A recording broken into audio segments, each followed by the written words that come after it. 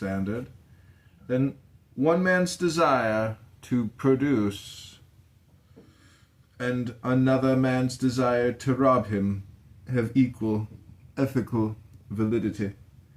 One man's desire to rob him have equal ethical validity. One man's desire to be free and another man's desire to enslave him have equal ethical validity.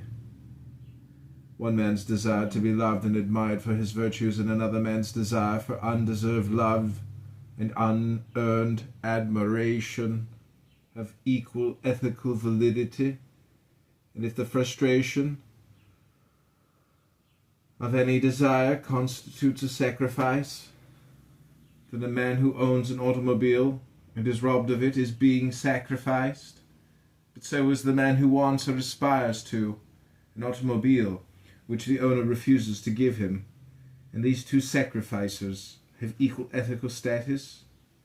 If so, then man's only choice is to rob or be robbed, to destroy or be destroyed, to sacrifice others to any desire of his own, or to sacrifice himself to any desire of others. The man's only ethical alternative is to be a sadist or a masochist. The moral cannibalism of all hedonist and altruist doctrines lies in the premise that the happiness of one man necessitates the injury of another. Today, most people hold this premise as an absolute not to be questioned. And when one speaks of man's right to exist for his own sake, for his own rational self-interest, most people assume automatically that this means his right to sacrifice others. Such an assumption is a confession of their own belief that to injure, enslave, rob, or murder others is in man's self-interest, which he must selflessly renounce.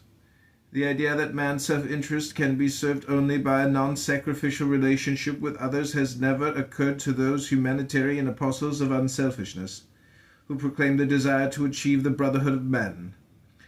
And it will not occur to them or to anyone so long as the concept rational is omitted from the context of values, desires, self-interest, and ethics.